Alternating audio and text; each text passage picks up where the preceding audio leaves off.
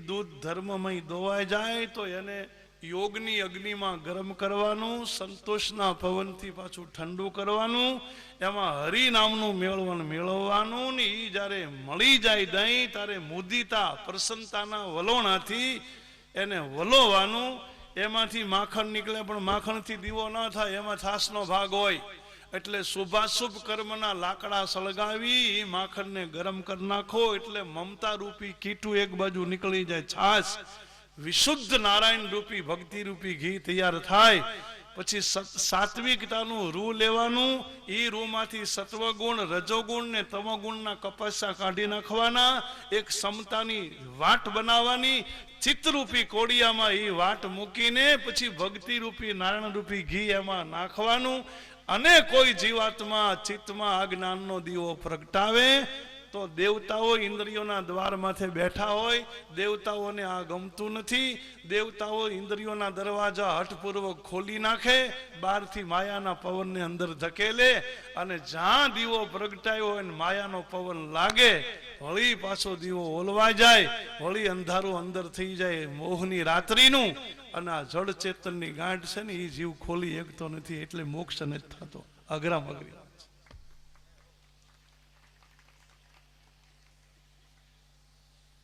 ખુલી જાય તો વાત દૂધી છે, અંજવાળું થાય. બુદ્ધિ બહુ સયાની હોય તો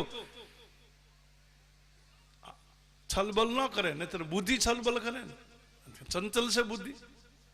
અને એ સાધક જો સ્થિર બુદ્ધિ રાખે, અને દેવતાઓને યોગ નથી ગમતો, દેવતા બધા ભોગી છે, ઇન્દ્રિય સુરન જ્ઞાન સહાય બહુત ભોગ પર પ્રીતિ રહાઈ, ઇન્દ્રિય દ્વાર ઝરોખા નાના.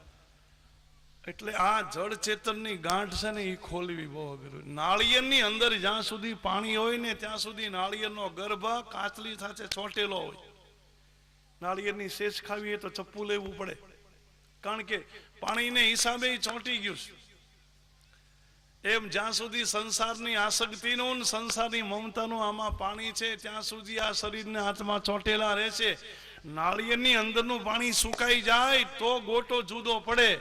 એમ સંસારની મમતા અને સંસારની આસક્તિ મટી જાય તો કદાચ આત્મા શરીરથી જુદો પડે અને તો આત્માનો મોક્ષ થાય. નહીતર જ્યાં સુધી આસક્તિ મમતા હોય ત્યાં સુધી પુનરપી જનનમ પુનરપી મરણમ પુનરપી જનની જઠરી શયનમ ભજ ગોવિંદમ ગોવિંદમ ભજ મોઢ. આ રીતે સુખદેવજી મહારાજ સમજાવે છે. પછી તો સૃષ્ટિની ઉત્પત્તિની થોડી કથા કરી અને બીજો સ્કંધ અહીંયા પૂરો કરે છે. બોલો કૃષ્ણ કનૈયા લાલ. ભૂખ લાગે છે, અવાજ નથી નીકળતો. દ્વારિકા તૈયાર જ છે, મને ખબર છે, તમે એ ચિંતા કરતા ને, તમે જાઓ એટલી જવા રેડી જ છે. પણ હજી 10 મિનિટ સુધી જવા નહીં દો, બાકી છે 12માં 10. ત્રીજા સ્કંદને સર્ગ લીલા કહે છે. પરીક્ષિત રાજાએ સુખદેવજીને પૂછ્યું કે તમે 24 અવતારની તો કથા કરી, પણ એમાં તમે કીધું હિરણાક્ષ નામનો રાક્ષસને એને ઉદ્ધાર કરવા ભગવાને વરાહ રૂપ લેવું પડ્યું, શુકરનું ભૂંડનું સ્વરૂપ. તો આ હિરણાક્ષ કોણ હતો, ભગવાનને શું કામ અવતાર લેવો પડ્યો? આ કથા થોડીક વિસ્તારથી સમજાવો. સુખદેવજી મહારાજ હવે ત્રીજા સ્કંદની કથા, સર્ગ લીલા એટલે સર્જનની લીલા. આ સૃષ્ટિ બની દેવ અને દાનવની સૌથી પહેલા ઉત્પત્તિ કઈ રીતે થઈ મૂળ કથા લાવ્યા છે. એક રૂપક બનાવ્યું છે કે રાજા કશ્યપ કરીને એક ઋષિ હતા અને કશ્યપ ઋષિને 2 રાણી હતી. એકનું નામ હતું દીતિ, બીજીનું નામ હતું અદિતિ. કશ્યપનો અર્થ જીવાત્મા થાય. કશ્યપ શબ્દને ઉલટાવી નાખો, પશ્ચક. પશ્ચ એટલે જોવું થાય. ક મને ઈશ્વર, પહેલો નામ પરમેશ્વરો જીણ જગ માંડ્યો જોઈ, બાકી નર મૂર્ખ સમજે નહીં હતો હરિ કરે સો હોય. આ પહેલો નામ પરમેશ્વર. ક એટલે ઈશ્વર. જે જીવાત્મા સતત ઈશ્વરને જોયા કરે, અથવા તો જે જીવાત્માને બધામાં ઈશ્વર દેખાય એવા વિશુદ્ધ જીવને કશ્યપ કહેવામાં આવે. આત્મા શુદ્ધ છે. 2 પ્રકારની બુદ્ધિ બધાને આપી છે, ભેદ બુદ્ધિ ને અભેદ બુદ્ધિ, માયાગત બુદ્ધિ અને માયાથી મુક્ત બુદ્ધિ. મારા તારાની બુદ્ધિ, મારું તારું, પોતાનું પારકું, નીચી પરાયું, પ્રિય અપ્રિય, એને દીતિ કહેવાય. બધું જેને સરખું હોય, મારું તારું ન હોય, એવા ભેદ ન હોય, એને અદિતિ કહેવાય. આ બે પ્રકારની બુદ્ધિ દરેક જીવાત્માને આપી છે, એટલે દરેક જીવનું નામ કશ્યપ છે, અને બે બુદ્ધિ છે બે પ્રકારની, એને જ બે રાણી કહેવાય, દીદી અતિથિ, દીતિ અને અદિતિ. હવે એકવાર કશ્યપ ઋષિ સંધ્યા વખતે સૂર્યાસ્ત થતો તો નદીએ સ્નાન કરવા જતા સાંઈ સંધ્યા માટે. એમાં દીતિ નામની રાણી આવીને કશ્યપને કીધું, તમે મારા પતિ છો, તમે મને દીકરાનું દાન કરો. કશ્યપે કીધું, પણ દીતિ અત્યારે તો સંધ્યાનો સમય છે, અત્યારે સંસારનો વિચાર ન કરાય, પછી સંસારની ક્રિયા તો ક્યાંથી કરાય? તે સમય બરાબર ન ગોત્યો. સંધ્યાનો સમય છે ને ભયંકર છે. બે સંધ્યા જ કહેવાય, સવારની પણ સૂર્યોદયની એને ઉષા કાળ કહેવાય. સાંજે સૂર્યાસ્ત વખતે અડધી કલાક હરિસમરણ કરવું જોઈએ, કારણ કે સંધ્યા વખતે દુર્ગુણનું બળ વધે બહુ, કામનું, ક્રોધનું, લોભનું.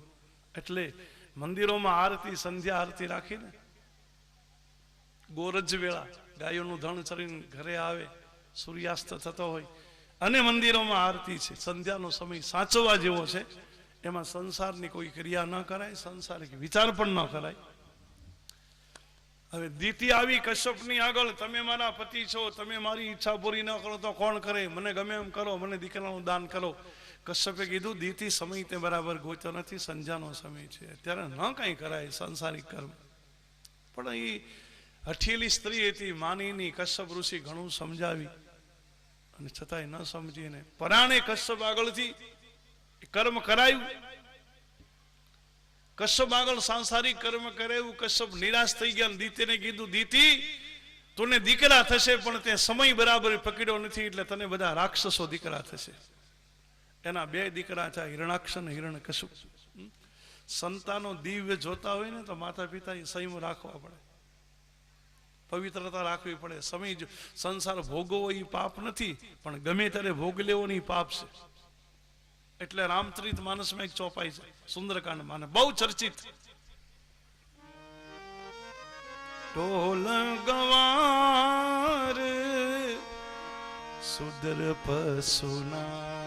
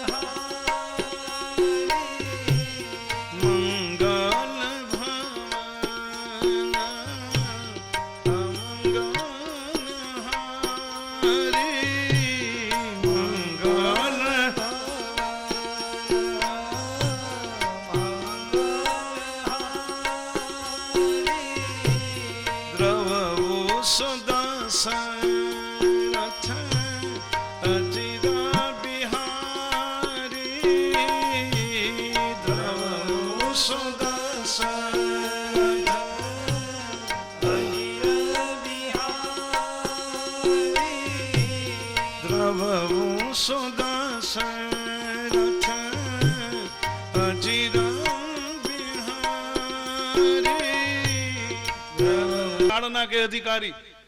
ઢોલ એટલે દાખલા તરીકે આ તબલું છે. હવે તબલાને ગાવા વાળાના ગળાના સૂર સાથે મેળવવા માટે એને આમ મેળમાં લાવવું પડે ને. એને માર્યું ન કહેવાય, એને શિક્ષણ આપ્યું કહેવાય કે તબલાને સૂરમાં લાવ્યા. વાજિંત્ર માત્રના દાખલા તરીકે હાર્મોનિયમ છે કે તંતુ વાદ્ય છે, વાયોલિન છે, ગિટાર છે, તો નથી એને આમાં મેળવવું પડે ને સૂરની સૂર સાથે. એવા અર્થમાં લખ્યું છે કે ભાઈ એ શિક્ષણ દેવું પડે. ગવાર એટલે ગામડાનો માણસ, ગવાર એટલે બુદ્ધુ નહીં, ગમાર નથી. તમે જોજો રામચરિત માનસમાં ગમાર શબ્દ નથી, ગવાર. ગામડામાં રહે એને ગવાર કહેવાય, શહેરમાં રહે એને નાગર કહેવાય. ગામડાના માણસને શિક્ષણ દેવાય, ધર્મનું શિક્ષણ. ધર્મની વાતો ગામડા વાળા સાથે જ કરાય. બહુ ભણેલા ગણેલા માણસની આગળ ધર્મની વાતો ન કરે, કારણ કે એના હૃદયમાં ઝાડા ઘણા બાજ્યા હોય, એને ધર્મ ઉતરે નહીં સીધો, કચરો ઘણો હોય. અને ગામડાના માણસને કાંઈ ન હોય, હાવ બિચારો સીધે સીધો તમે જેવો કે બધું ઉતરી જાય. અને ઓલા તર્ક અને વિતર્ક અને વાદ ને વિવાદ ને વિતંડાવાદ ને ઘણું કરીને કાંઈ નો કાંઈ કરી નાખે, ઉડાડી મૂકે. એ લેબર કામ કરાય જ નહીં એની આગળ. પ્રશિક્ષણ કોને દે ધર્મનું? ગંવારને, ગામડાના માણસ. શુદ્ર એટલે વર્ણ શબ્દ ને વર્ણાશ્રમ શબ્દ નથી, કોઈ શુદ્ર વર્ણની વાત નથી. શુદ્ર એટલે સેવા કરવા વાળો વર્ગ. અને આપણા ચરણ છે ને, આપણા પગ છે ને, શુદ્ર કહેવાય. આપણું મુખ છે એ બ્રાહ્મણ છે દરેક વ્યક્તિના જીવનમાં. બાહુ છે ક્ષત્રિય, પેટ છે એ વૈશ્ય છે ઉદર, અને ચરણ છે શુદ્ર. ચરણને શિક્ષણ દેવું જોઈએ, પગને શિક્ષા દેવી જોઈએ, કેવા રસ્તે જાવું, કેવા રસ્તે ના જાવું, પાપના રસ્તે ન જવાય, પુણ્યના રસ્તે જવાય, એવું મારા તમારા પગને શિક્ષણ આપવું પડે. પશુ એટલે જીવાત્મા, શંકરને પશુપતિ કહેવાય. આ જીવને શિવ બનવાનું શિક્ષણ આપવું પડે. અને નારી એટલે અહીંયા નારી લઈ લો તમે, નિતર ષષ્ઠી તત્પુરુષ નૃણામ વત્તા હરી. કામના, કામનાઓને તમારે શિક્ષણ આપવું પડે. કામનાની મર્યાદા હોવી જોઈએ. ગમે ત્યારે કામના ભોગવાય નહીં. પશુવત રીતે કામ ભોગવાતો નથી. કામ ભોગવાની ના નથી, પણ સમય જોવો જોઈએ. સમયને અનુસરીને તમે કામનાને મર્યાદામાં રાખો. જો તમે પવિત્રતાથી જીવો અને પછી તમે સંસાર ભોગવો તો દિવ્ય સંતાન થાય. બાકી આહાર વિહારના ઠેકાણા ન હોય ને ગમે ત્યારે પશુ જ જીવાતું હોય, કોઈ ઠેકાણા ન હોય જીવનના, તો કોઈ દિવ્ય સંતાનો, સારા સંતાનો થાય નહીં. એટલે દીતીને કશ્યપ એમ કીધું કે તે સમય નથી જોયો એટલે તને રાક્ષસો બધા દીકરા થશે. અને દીતીને 2 દીકરા થયા, હિરણાક્ષ અને હિરણ્યકશિપુ. દીતીને જે દીકરા છે એ રાક્ષસો, અને અદિતિને જે દીકરા છે બધા દેવતાઓ. દેવ અને દાનવની અહીંથી શરૂઆત થઈ. દેવ અને દાનવની માતાઓ જુદી છે, પણ પિતા બેનો એક જ છે. પછી હિરણાક્ષ બહુ તપ કર્યું, બે ભાઈએ બ્રહ્માએ વરદાન આપ્યા, અને હિરણાક્ષ પૃથ્વીના ગોળાને લઈને પાતાળમાં જતો રહ્યો. બ્રહ્માન બધા બહુ દુઃખી થઈ ગયા. દેવતા માત્ર કોઈ રીતે હિરણાક્ષ મરે નહીં. ઘણી વાર યુદ્ધ કર્યું. પછી તો બધા દેવતાઓ બ્રહ્માજી બધા ભગવાન નારાયણને શરણે આવ્યા, ભગવાનની સ્તુતિ કરે છે. યમ બ્રહ્મા વરુણેન્દ્ર રુદ્ર મરતાસ્તનુમંતિ દેવસ્તવે વૈદેશાંગ પદ ક્રમોપનિષદે ગાયંત્ર્યમ સામગા ધ્યાનાવસ્થિત તદ્ગતેન મનસા પશ્યંત યમ યોગિનો યશંતમ વિદુસુરાસુરગણા દેવાય તસ્મિન. હે હરિ, હે નારાયણ, તમે ગમે એમ કરીને અસુરને મારો. પછી ભગવાને વરાહ રૂપ લીધું, શુકરનું, દાતરડી વાળા ભોંડનું. ભગવાન ગયા પાતાળમાં. હિરણાક્ષની સામે થોડી વાર યુદ્ધ લીલા કરી છે, પણ પછી તો હિરણાક્ષનો દાતરડી મારીને ઉદ્ધાર કર્યો. પૃથ્વીનો ગોળો ભગવાન પોતાની દાઢ માથે રાખીને લાવ્યો છે. અને પછી આકાશ ઉપર આવી અને બ્રહ્માજીને પૃથ્વીનો ગોળો આપ્યો. અને ભગવાને કીધું બ્રહ્માને કે હવે તમે આ પૃથ્વીના ગોળા માથે જીવનું સર્જન શરૂ કરો. આ દુનિયા બની નહોતી, સૌથી પહેલા વહેલા આ દુનિયા કઈ રીતે બની એની આ મૂળ કથા છે. બ્રહ્માને પૃથ્વીનો ગોળો આપીને ભગવાન એના ધામમાં ગયા છે. અને હવે બ્રહ્મા આ દુનિયાના ગોળા માથે જીવાત્માનું સર્જન શરૂ કરશે, આ દુનિયા બનાવશે. પણ આગળની કથા બપોર પછી બરાબર 4 વાગે 1 મિનિટ ભાવથી નારાયણ દીન દયાળ રે ભજમન રાધે ગોવિંદ. નારાયણ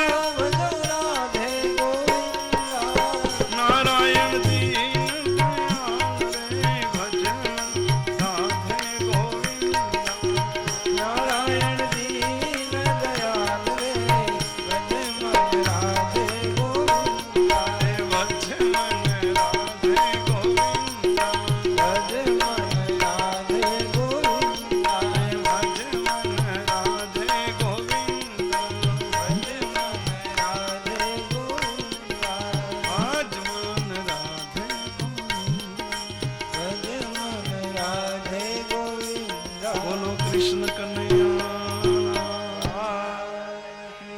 શ્રી દ્વારિકાધીશ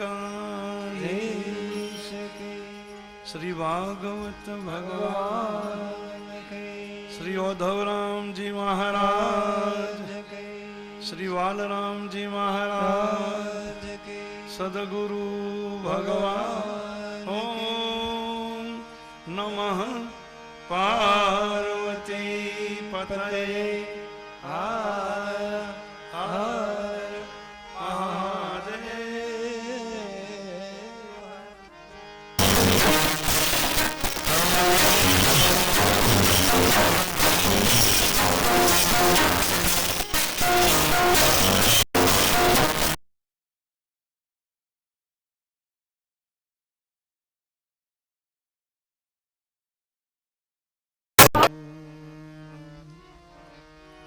પ્રભુનંદ કુમારમ સ્વામિની વૃષભાનુજા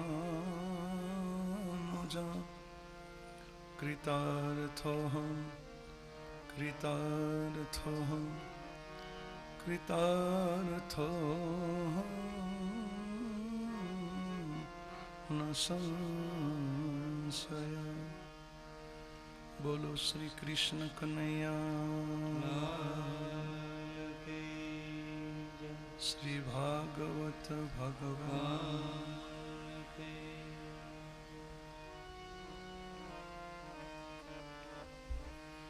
ગંગાજીના પવિત્ર ઘાટ ઉપર પરીક્ષિત રાજા સંપૂર્ણ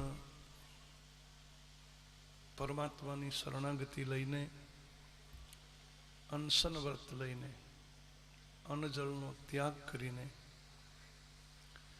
ખૂબ શ્રદ્ધાથી અને અનુરાગથી આ કથાનું આકંઠ રીતે પાન કરી રહ્યા છે. ભગવાન સુખદેવજી મહારાજ પરીક્ષિત રાજાને ભાગવતજીનું દર્શન કરાવે છે. ભાગવતજીનો ત્રીજો સ્કંદ આપણી સમક્ષ ચાલે છે. કશ્યપ ઋષિને ત્યાં બે પત્ની, એક દીતિ અને અદિતિ, અને બંને રાણીથી જે સંતતિ થઈ, દીતિના જેટલા દીકરાઓ થયા એ બધા રાક્ષસો થયા, અને અદિતિના જે સંતાનો થયા એ બધા દેવતાઓ થયા. હિરણાક્ષ અને હિરણ્યકશિપુ દીતિના બે દીકરા ખૂબ તપસ્યા કરી બ્રહ્મા આગળથી વરદાનો મેળવી અને ધર્મને તોડ્યો છે. દેવતાઓ, ગાયો, સતી નારીઓ, બ્રાહ્મણો બધા ખૂબ દુઃખી થયા. પૃથ્વીના પિંડને લઈ અને પાતાળમાં જતો રહ્યો. સમસ્ત દેવતાઓ બ્રહ્મા સમેત ભગવાન શ્રી હરિની સ્તુતિ કરી અને ભગવાને વરાહ રૂપ લીધું. હિરણાક્ષનો ઉદ્ધાર કરી અને પૃથ્વીના ગોળાને પોતાની દાઢમાં રાખી અને ભગવાન ઉપર આવ્યા. બ્રહ્માજીને પૃથ્વીનો ગોળો આપ્યો અને કહ્યું, હવે તમે આની ઉપર સૃષ્ટિની રચના કરો. એ દર્શન આપણે સવારની કથામાં કર્યું. બ્રહ્માજી સૃષ્ટિની શરૂઆત કરે છે. આ સૃષ્ટિ ઉપર માનવ સંતતિનું સર્જન. ઘણો સમય તો તપસ્યા કરી છે, કારણ કે તપસ્યા તો બધા જ કરે છે. બ્રહ્મા પણ તપસ્યા કરે, વિષ્ણુ ભગવાન પણ તપસ્યા કરે, શંકરજી તપસ્યા કરે, શેષનાગ તપસ્યા કરે. શાસ્ત્રમાં એવું એક સૂત્ર છે કે મારા ને તમારા જીવનમાં જો તેજસ્વીતા લાવવી હોય, જીવનમાં પ્રકાશ લાવવો હોય, તો મારે ને તમારે તપસ્યા કરવી જોઈએ. તપવિનો તેજ કે કર વિસ્તારા, તપ વિનાનો તેજનો વિસ્તાર ન થાય. એકલું ઘી ખાવાથી તેજ ન વધે, એનાથી ચરબી વધે, કોલેસ્ટ્રોલ, પણ તેજ ન વધે. અને મનુષ્યનો જન્મ મને તમને તપસ્યા માટે આપ્યો, ભોગ ભોગવવા માટે મને તમને આ જન્મ નથી આપ્યો. ભોગ તો આપણે આ પહેલાના જન્મમાં બધામાં એ જ કર્યું ને. ત્યારે પશુ પક્ષીની યોનિમાં હશું ત્યારે તો ભોગ સિવાય બીજી ખબર જ શું હતી? ખાવું, પીવું, ઊંઘવું, સંસાર ભોગવવો અને સતત ભયભીત રહેવું, આ સિવાય બીજી કોઈ ગતાગમ નહોતી. ભોગનું જ્ઞાન અહીંયા કોઈને આપવામાં આવતું નથી. જન્મજાત જ્ઞાન છે આપણને. ભોગ કેમ ભોગવવો એ કોઈને શીખવવું નથી પડતું, કારણ કે ઘણા જન્મોથી આપણે એ જ કર્યું છે, એટલે એમાં તો મને તમને અનુભવ છે એનો.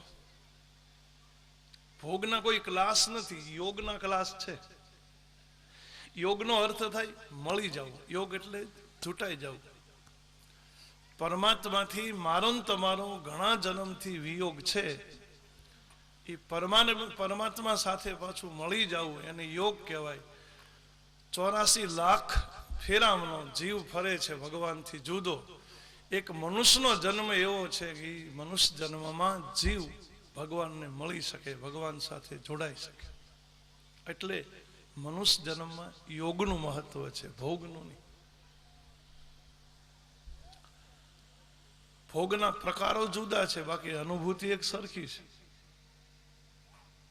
આપણા ભોગના જે સાધનો છે અને પશુ પક્ષીના જે સાધનો છે એમાં પ્રકારમાં ભેદ છે, બાકી ભોગ ભોગવવાની જે અનુભૂતિ છે એ બધાને સરખી છે.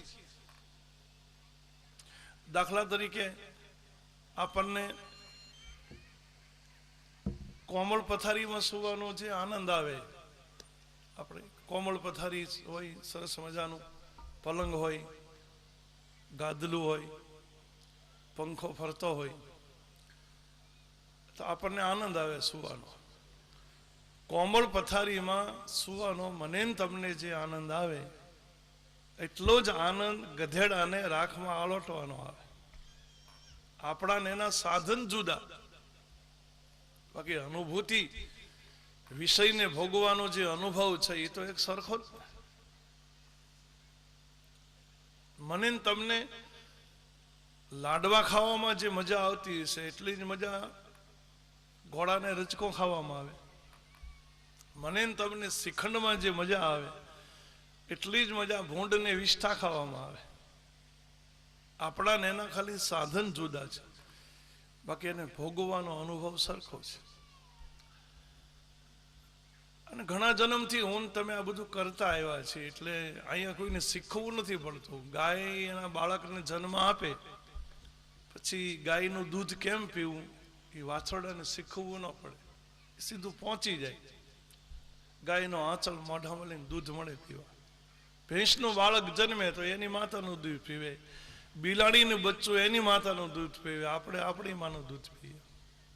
આ કઈ શીખવું ન પડે, આ તો સહજ ભોગ છે. એટલે ભોગનું જ્ઞાન અહીંયા કોઈને આપવું નથી પડતું, યોગનું જ્ઞાન આપવું પડે, કારણ કે યોગનો મને તમને અનુભવ નથી.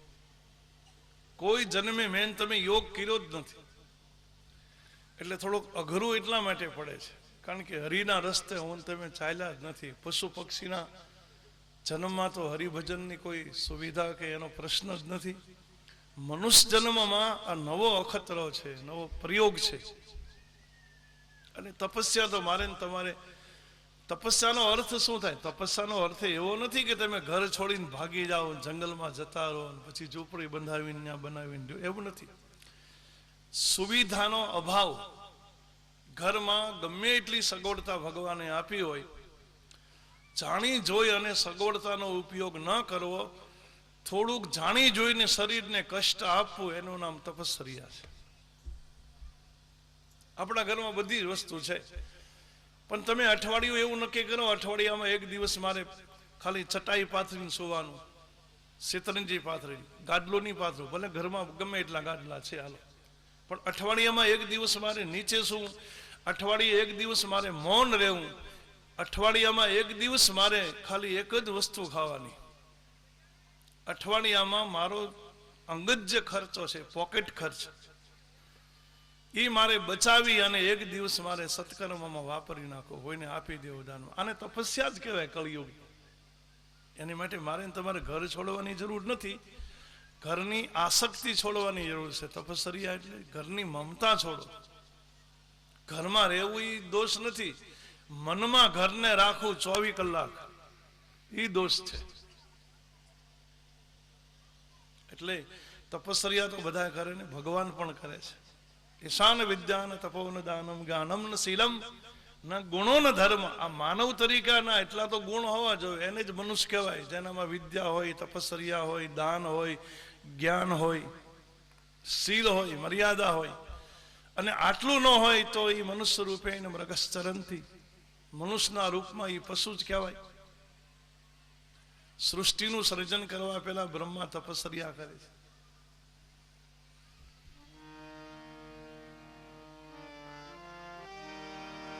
તપબલ રચઈ પ્રપંચો વિધાતા, તપબલ પ્રપંચો વિધાતા, તપબલ રચઈ પ્રપંચો વિધાતા,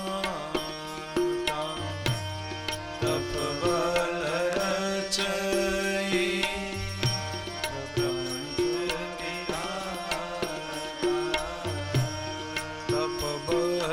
વિષ્ણુ સકલ જગત્રાતા, તપબલ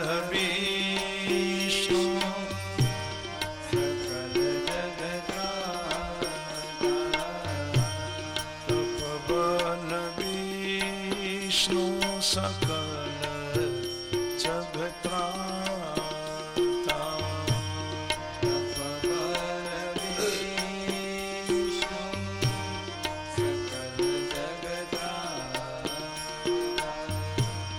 તપબલ શંભુ કરહિ સંઘારા,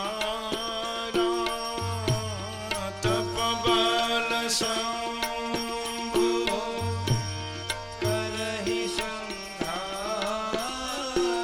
બધાને કીધું સ્વયં પ્રભા તો તમે આંખ બંધ કરીને બધા બેસી જાઓ. એને ખાલી એક આંખની જ વાત કરી હતી, એટલે બધા બેસી ગયા આંખ બંધ કરીને. પણ હનુમાનજીએ 3 દ્વાર બંધ કરી દીધા, મુખ બંધ કરી દીધું, આંખ બંધ કરી દીધા, કાન બંધ કરી દીધા.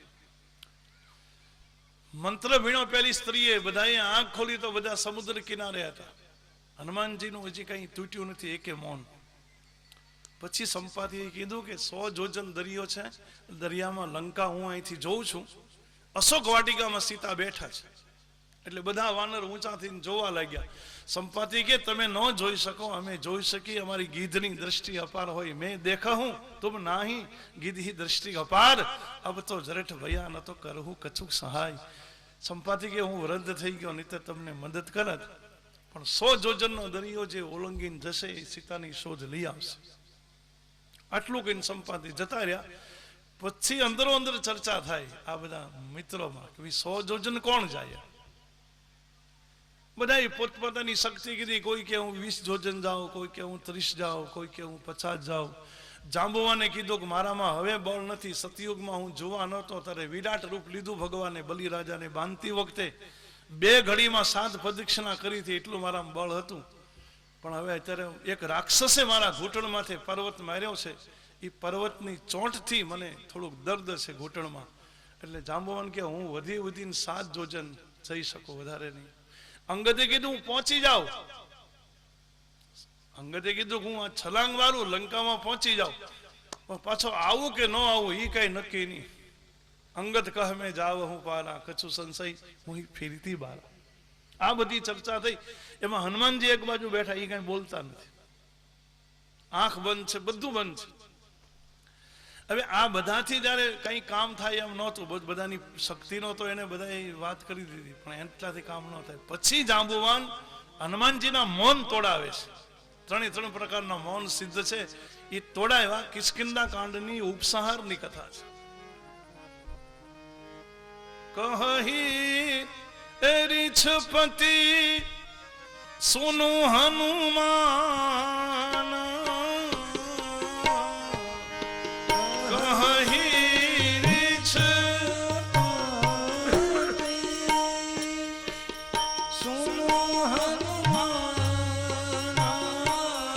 જાંબુવાને કીધું હનુમાનજી સાંભળો તો ખરા, તમે કઈ સાંભળતા નથી, તમારી શ્રવણ મૌન છે, ખોલો શ્રવણ કાનનું મન ખોલો, હવે તમે સાંભળો, તમે કંઈક બોલો, તમે ચુપ્પી લગા કે બેઠે હો, બે મન તોડાય. કહી રીછપતિ સુનો હનુમાન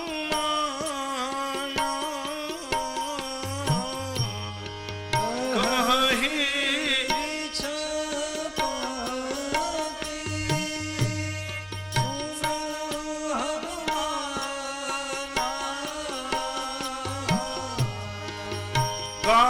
ચૂપ સાધી રહે હું બલવાન,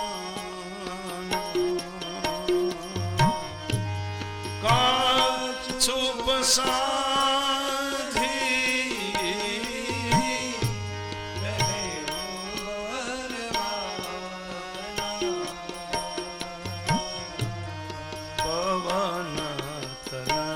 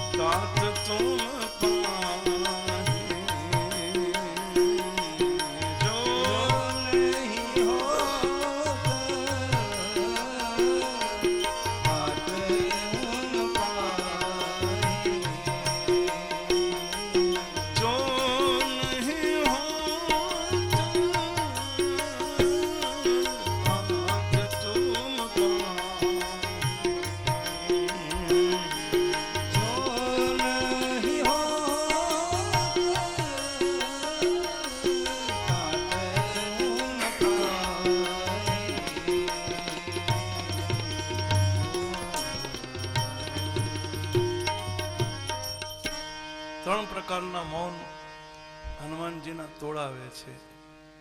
શ્રવણનું મૌન, દ્રષ્ટિ મૌન, વાક મૌન.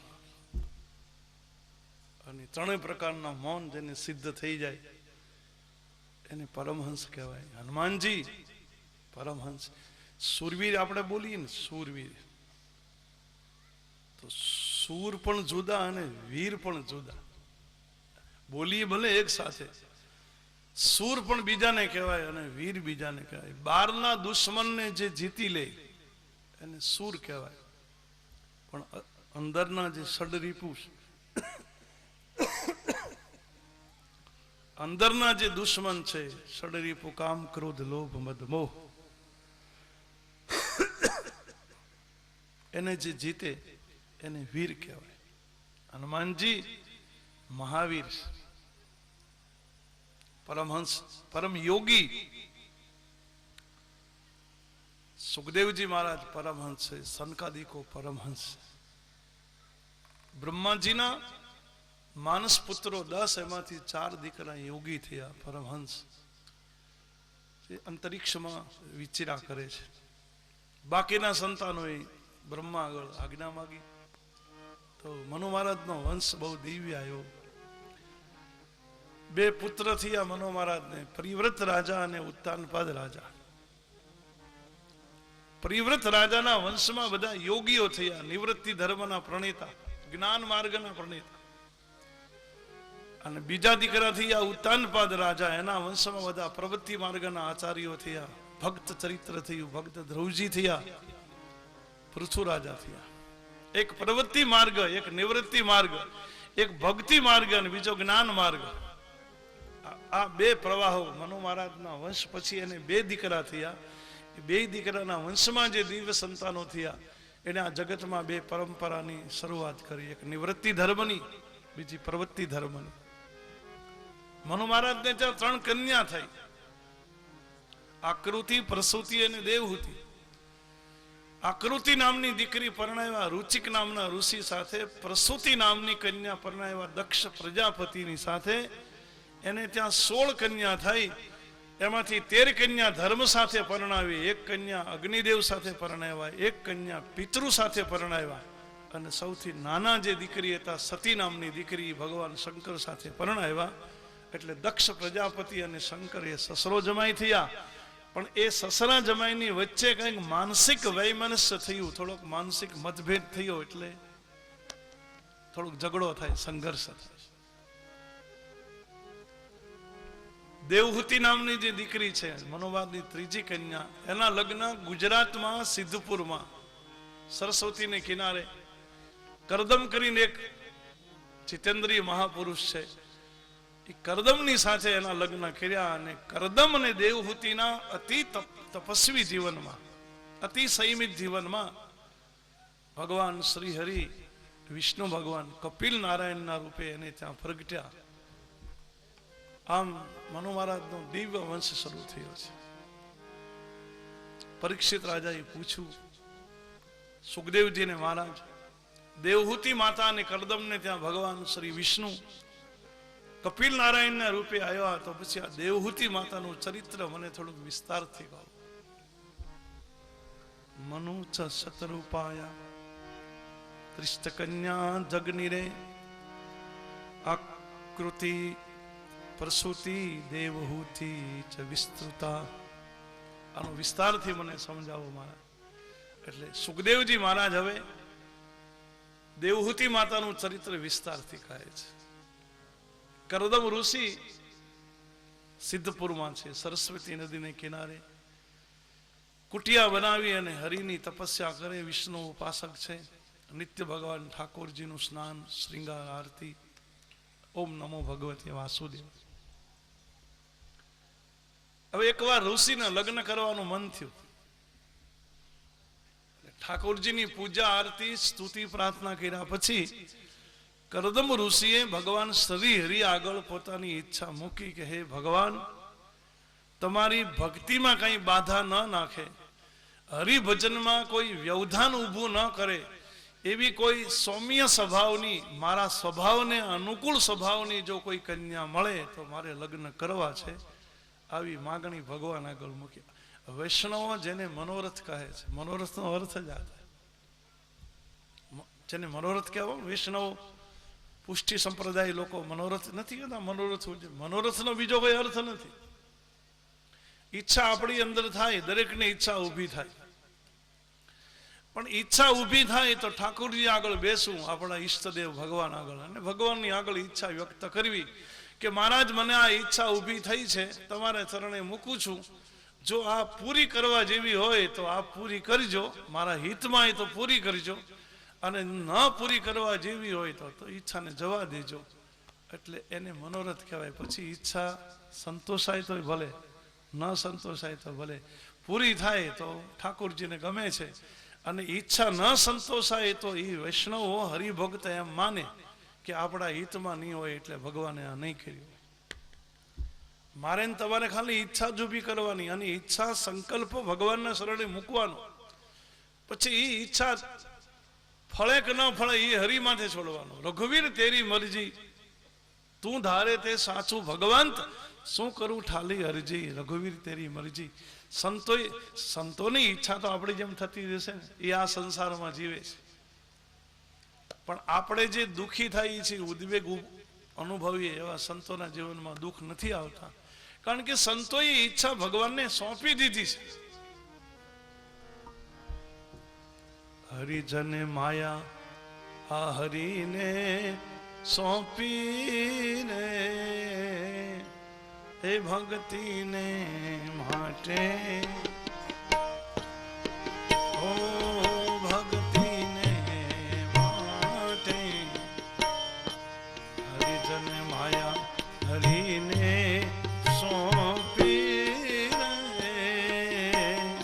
એ ભક્તિને માટે, ઓ ભક્તિને માટે. એ મેલી દે તું બાવળિયાથી ભરવી બાથું રે, ભક્તિને માટે, ઓ ભક્તિને માટે. ભલોજી કરે છે મુખડાથી વાતું રે, સાચાની સાથે, સાચાની સાથે.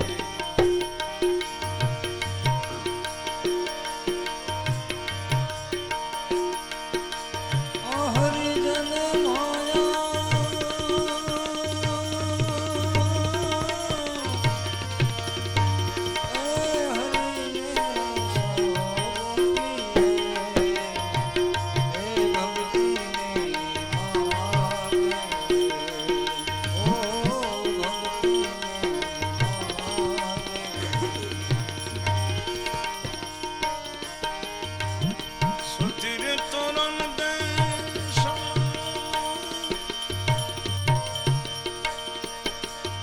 સધીરાને બોલાડી રે બંધા,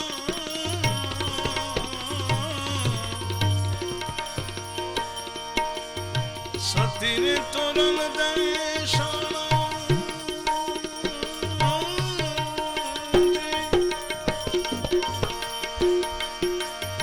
સધીરાને બોલાડી રે બંધા. શરીર વેચીને લાવ્યા દાણા રે, એ ભક્તિને માટે, ઓ ભક્તિને માટે. શરીર વેચીને લાવ્યા દાણા રે, ભક્તિને માટે, ઓ ભક્તિને માટે. હરિજન માયા હરિને સોંપી રે, એ ભક્તિને માટે, ઓ ભક્તિને.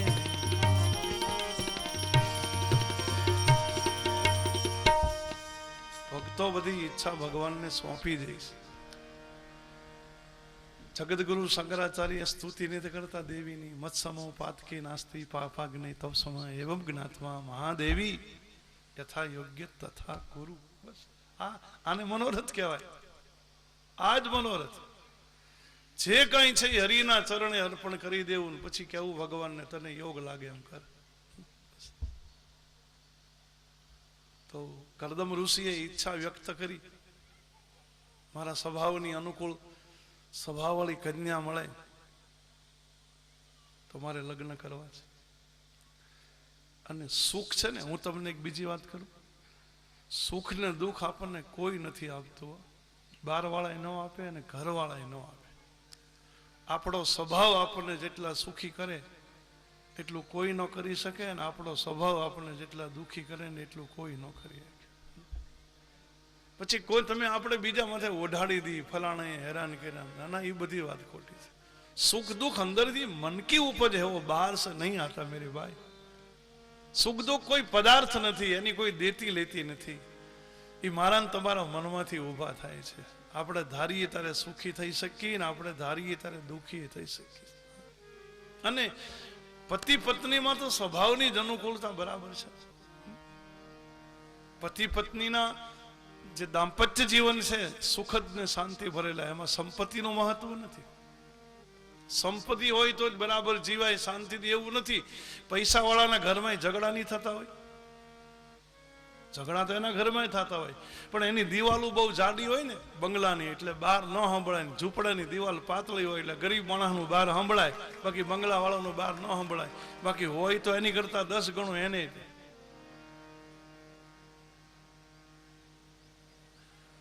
સંપત્તિ મને તમને શાંતિ ન આપે, સ્વભાવ શાંતિ આપે. એકબીજાના સ્વભાવને સમજી લે, એકબીજાના સુખ દુઃખને સમજી લે, અને એમાં હું તમે મદદરૂપ થાય, સહયોગી થાય. ઋષિ મુનિઓની ઝૂંપડીમાં ક્યાં સંપત્તિ હતી? અત્રિ અને અનસૂયાની ઝૂંપડીમાં, વશિષ્ઠ અરુંધતીની ઝૂંપડીમાં કોઈ ફર્નિચર હતા? સોફા સેટ હતા? એ સોના ચાંદી પહેરતા હતા? પણ અત્રિ અને અનસૂયાના જીવન એવા દિવ્ય કે ભગવાન બ્રહ્મા વિષ્ણુ મહેશને ત્યાં આવી અને ગુરુ દત્તાત્રેયના રૂપે અવતાર લેવો પડ્યો. જેની ઝૂંપડીમાં ભગવાનને જન્મ લેવો પડે, એના જીવન કેટલા પવિત્ર હશે. નહીતર ફળફળાદીના ભોજન કરતા, પાંદડા ખાઈ લેતા, નદીના વહેતા પાણી પી લેતા. એના ઝૂંપડીમાં ગ્લાસ નહોતો, એમના ખોબેથી પાણી પીતા, વૃક્ષોની છાલું પહેરતા, અને ધરતી માથે પથ્થરના ઓશિકા કરીને સૂતા હતા. પણ એ પતિ પત્નીના જીવનમાં સાધના બહુ હતી. આપણા ઘરમાં સાધન છે, સાધના નથી.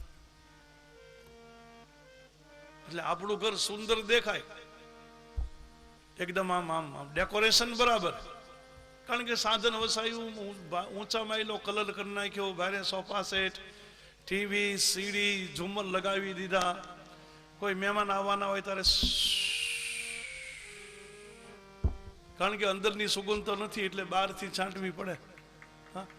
તકલીફ તો આ ઊભી થઈ છે. પેલા કઈ આ અનસૂયા માતા, સીતાજી, પાર્વતી માતા ને કોઈ મેકઅપ ન કરાવતા, આઈબ્રો ને ફેશિયલ ને એવું કઈ કરાવતા નહીં, તો એ સહજ સુંદર હતા, કારણ કે એની અંદરની સુંદરતા હતી. આપણે અંદર બધું બગાડ્યું છે, એટલે બહારથી ખાલી થેથેડા મારીને નીકળવું પડે છે બધાને સારું દેખાડવા માટે. સાધના હતી ને સાધન નહોતા. સાધનથી તમે ઘરને સુંદર બનાવી શકો, ડેકોરેટેડ બનાવી શકો, બાકી દિવ્ય ન બનાવી શકો. ઘરને દિવ્ય બનાવવું હોય તો ઘરમાં સાધના હોવી જોઈએ, પવિત્રતા હોવી જોઈએ. પવિત્રતા સાધના વગરની ન આવે ને. રમ્યનો અર્થ પવિત્ર થાય. આમ ભલે રમણીયતા આપણે પ્રયોગ કરીએ ગુજરાતી ભાષામાં કે સ્થાન બહુ સારું રમણીય છે, પણ રમ્ય એટલે સુંદર નહીં, રમ્ય એટલે પવિત્ર. કૈલાસ પર્વત રમ્ય બિનો તો શિવ ને પાર્વતી પરણીને ગયા, અને પછી પરમ રમ્ય ગિરિબર કૈલાસું સદા જહાં શિવ ઉમા નિવાસું એક વાર. તમે શંકરના કૈલાસમાં શું કોઈ સમૃદ્ધિ છે કોઈને? શંકર તો સોનું પહેરતા નથી, સરપ પહેરે છે, વાઘનું ચામડું પહેરે, શમશાનની ભસ્મ લગાવે, કોઈ ઊંચા પ્રકારના ટેલકમ વાપરતા નથી ભગવાન શંકર. અને છતાંય એનો કૈલાસ રમ્ય લાગે. ને આપણા ઘરમાં બધી વસ્તુ છે, છતાં 1 મિનિટની શાંતિ નથી. શું આને શું કહી શકાય? શું ઘટે? શું પૈસા ઘટે? તો પૈસા છે, સોનું છે ઘરમાં, કપડા ઘણા છે, ફર્નિચર છે, તો શાંતિ કાં નથી? તો કે સાધના ઘટે છે, ધર્મ નથી. બસ આ એ ઘટે છે. જો એ આવી જાય ને તો જીવન સ્વભાવની ઉપર બહુ મોટું ડિપેન્ડ છે ભાઈ. મારે તમારે સુખીથી જીવવું કે દુઃખીથી જીવવું એ સાધન માથે આધારિત નથી, સ્વભાવ માથે આધારિત છે.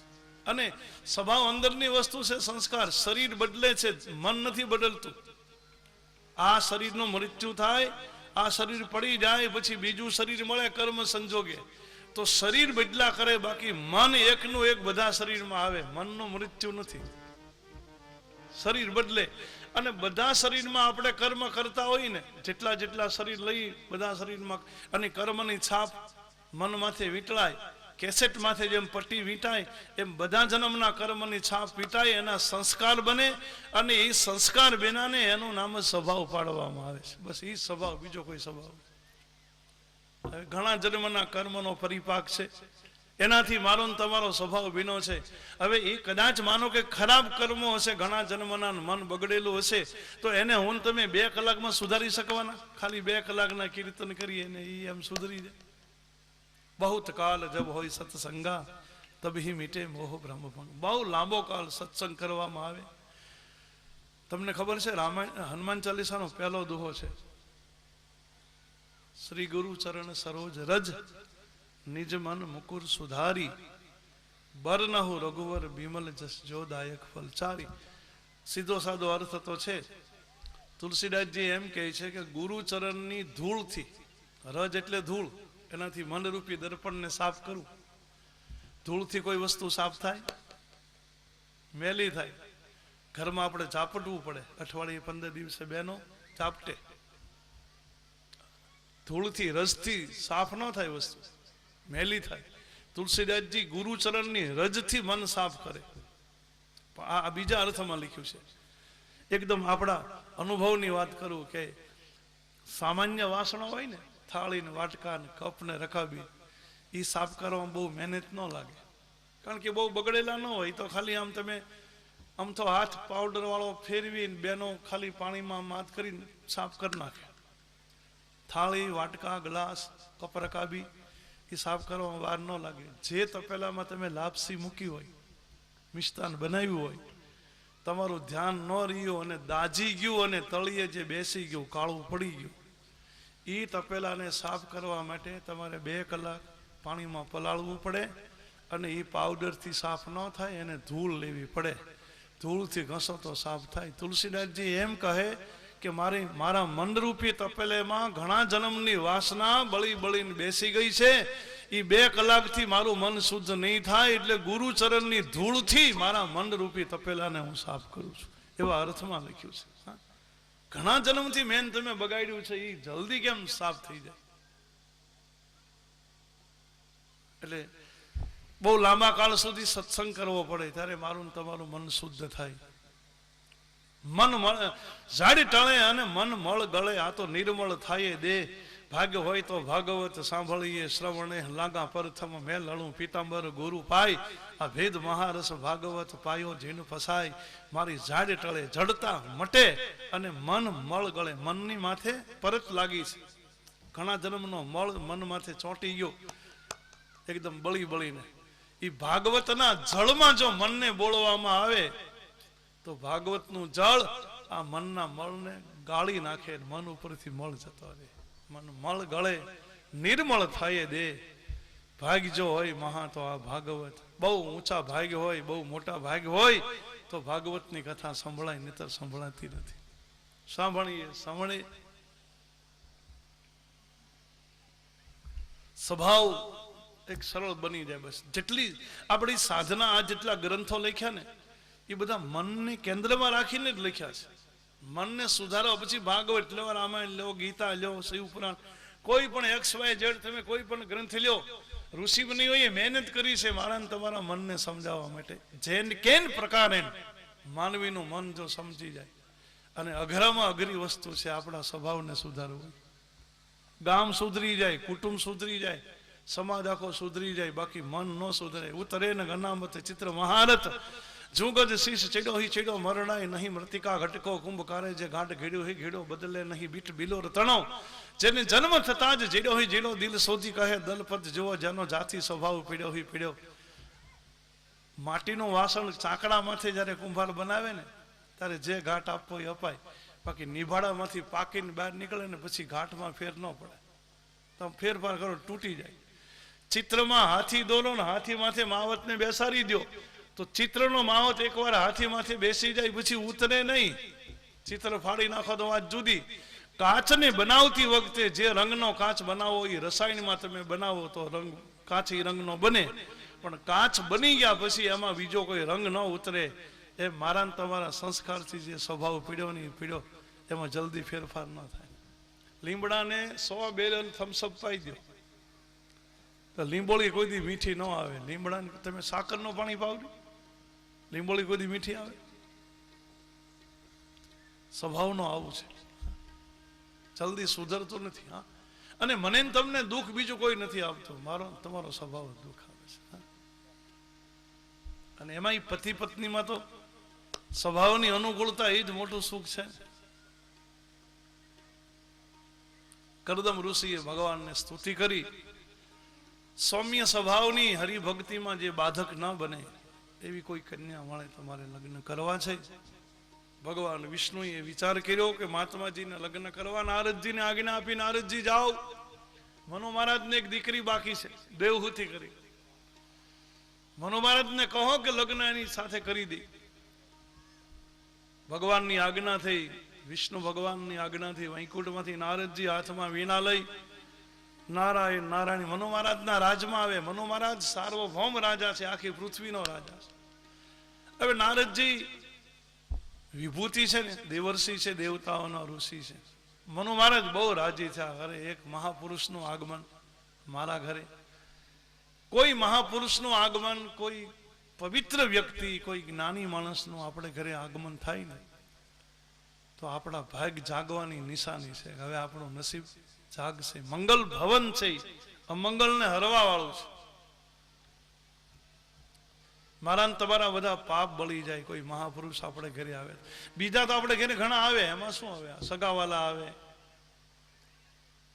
ઉઘરાણી વાળા આવે, રસકસની દુકાન વાળો આવે, બિલ બાકી હોય, ગેસના બાટલા વાળો આવે, લાઇટના બિલ વાળો આવે, મ્યુનિસિપાલિટી વાળો આવે, વોટર ટેક્સ ને હાઉસ ટેક્સ ને બાકી હોય. બહુ પરાક્રમ કરો તો પોલીસ વાળો આવે. બાકી સંત તો ન જ આવે. સંતને શું કામ હોય આપણે ઘરે? એટલે બીજા ઘણા બધા આવશે, બાકી સંત આપણે ઘરે જયારે આવે ત્યારે તો પ્રભુતા તજી પ્રભુ કિનહ. રામ જે બોલ્યા છે, વશિષ્ઠ જયારે રામના મેલે આવ્યો ને ત્યારે ભગવાન રામ બોલ્યા કે સેવક સદન સ્વામી આગમનું. અરે મહારાજ, સેવકને ઘેરે સ્વામીનું આગમન, તમારે તો અમને બોલાવી લેવા જેવા, અમે તો તમારા સેવક છીએ, અમે આપ ઉઘાડે પગે આવી, પણ હે ગુરુ તમે આવ્યા છો. હું એમ માનું કે મંગલ મૂલ અમંગલ દમનું પ્રભુતા તજી પ્રભુ કિનહ સ્નેહુ. તમારી મહાનતાને છોડીને તમે અમારી જેવા નાના ઉપર જે સ્નેહ બતાવ્યો, અને આજ મારું ભવન પવિત્ર થયું, આજ મારું ઘર પવિત્ર થયું. મનુ મહારાજ બહુ મોટું સ્વાગત કરી નારદજીનું.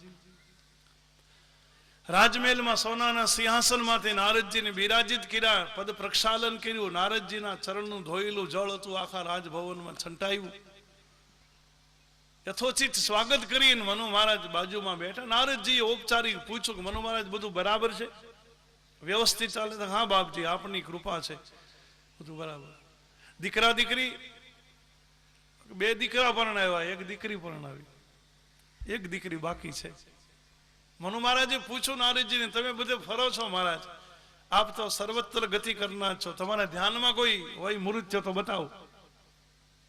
નારદજી મનુ મહારાજને કીધું, તમે રાજા છો, તમારી દીકરી રાજકુમારી કહેવાય, એટલે તમારે રાજકુમાર સાથે લગ્ન કરવા, કોઈ ઋષિ સાથે. લગ્નની 2 પરંપરા છે ભાગવતમાં, અનુલોમ લગ્ન પદ્ધતિ અને વિલોમ લગ્ન પદ્ધતિ. અનુલોમનો અર્થ થાય ઉચ્ચ કુળના પુરુષ સાથે એનાથી નીચા કુળની સ્ત્રીના લગ્ન થઈ શકે. ઉચ્ચ કુળનો પુરુષ, નીચા કુળની કન્યા, ક્ષત્રિયોની કન્યા બ્રાહ્મણ સાથે લગ્ન થઈ શકે. આને અનુલોમ લગ્ન પદ્ધતિ ભાગવતમાં કહેવાય. અને આ વ્યવહાર હતો બ્રાહ્મણો અને ક્ષત્રિયોની વચ્ચે, કારણ કે રાજાઓ બધા એની દીકરીઓ રાજકુમારીઓ ઋષિઓ સાથે પરણાવતા. બ્રાહ્મણને ક્ષત્રિયો વચ્ચે આ વ્યવહાર હતો. એટલે ક્ષત્રિયની કન્યા બ્રાહ્મણ પુરુષને પરણી શકે, પણ બ્રાહ્મણની કન્યા ક્ષત્રિયને ન પરણી શકે. એ વિલોમ લગ્ન પદ્ધતિ છે, એનો નિષેધ છે શાસ્ત્રમાં. ઉચ્ચ કુળની કન્યા એનાથી નીચા કુળના કોઈ પુરુષને પરણી ન શકે. આ વિલોમ લગ્ન પદ્ધતિ, એનો નિષેધ કરવામાં આવ્યો છે. અનુલોમ લગ્ન પદ્ધતિ સ્વીકાર્ય હતી એ યુગમાં. એટલે નારદજી પૂછ્યું કે ભાઈ તમારે કોઈ ઋષિને પરણાવી છે કે કોઈ રાજકુમારને? મનુ મહારાજે વિચાર કર્યો કે મારી દીકરી કોઈ રાજકુમારને હું પરણાવું તો સંસારના સુખ મળે. પણ આત્માનો ઉદ્ધાર થાય એવી કોઈ વસ્તુ સત્સંગ ન મળે, હરિભક્તિ ન થાય, સંત સેવા ન થાય, તો રાજકુમાર કરતા કોઈ ઋષિને પરણાવવું, ભલે મારી દીકરીને જંગલમાં રહેવું પડે, ભલે સંસારના સુખ ન મળે, પણ સંત સેવા થાય, ભગવાનની ભક્તિ થાય, આત્માનો ઉદ્ધાર થાય. એટલે મનુ મહારાજે કીધું કોઈ ઋષિ તમારા ધ્યાનમાં હોય તો બતાવો, મારી દીકરી ઋષિને પરણાવી છે. નારદજીએ કીધું કે તો પછી ગુજરાતમાં સિદ્ધપુરમાં છે, સરસ્વતીની કિનારે કરદમ કરીને એક મહાપુરુષ મારા પરિચિત છે, બહુ પવિત્ર મહાત્મા, જીતેન્દ્રિય છે, તમારી દીકરી તમે એની સાથે પરણાવો. આટલું કહી અને નારદજી ત્યાંથી જતા રહ્યા. મનુ મહારાજે બીજા દિવસે સોનાનો રથ તૈયાર કર્યો. રથમાં મનુ મહારાજ શત્રુપા રાણી અને કન્યા દેવહૂતિને લઈ અને રાજા કરદમ ઋષિના આશ્રમે આવે છે. પહેલાના રાજાઓમાં વિવેક બહુ હતો ને, આખા પૃથ્વીનો માલિક છે, સમગ્ર ભૂમંડળનો અધિષ્ઠાતા છે મનુ મહારાજ, સામાન્ય માણસ નથી. રાણી સાથે દીકરી સાથે આવે, પણ કરદમ ઋષિના આશ્રમથી એક ફરલાંગ, એક ખેતરવા રથને દૂર ઉભો રાખ્યો. ત્યાંથી બધા નીચે ઉતરી અને પગે ચાલીને આવે છે. એક ધાર્મિક વિવેક છે. મંદિરે દર્શન કરવા જવું હોય, ગુરુના આશ્રમે જવું હોય, કોઈ સંતના દર્શને જવું હોય, ભલે આપણી આગળ વાહન હોય, વ્હીકલ હોય, પણ થોડાક દૂર ઊભા રાખો અને થોડાક પગે ચાલીને જાઓ. મહાપુરુષના દર્શને જવું હોય, ગુરુના દર્શને જવું હોય, થોડુંક ચાલીને જાઉં. તમે સંતના દર્શને અથવા ગુરુના દર્શને, ભગવાનના દર્શને જેટલા પગલા તમે ચાલીને જાઓ, તો એક એક પગલે એક એક યજ્ઞનું ફળ મળે છે. એટલે આ એક વિવેક છે. છેક પગથિયા સુધી વાહન લઈને ન જવું, ભલે આપણી આગળ સંપત્તિ હોય, વાહન હોય, પણ આ એક ધાર્મિક વિવેક છે. મનુ મહારાજ સમજે છે. રથને થોડો દૂર ઉભો રાખ્યો, પછી ત્રણેય જણા ચાલીને જાય છે. કરદમ ઋષિએ જોયું કે એક રાજા, એક રાણી, એની સાથે કન્યા છે. એટલે કરદમ ઋષિને ખ્યાલ આવી ગયો કે મેં ભગવાનને પ્રાર્થના કરી છે, એટલે ભગવાને કઈક ઉપરથી ગોઠવું લાગે.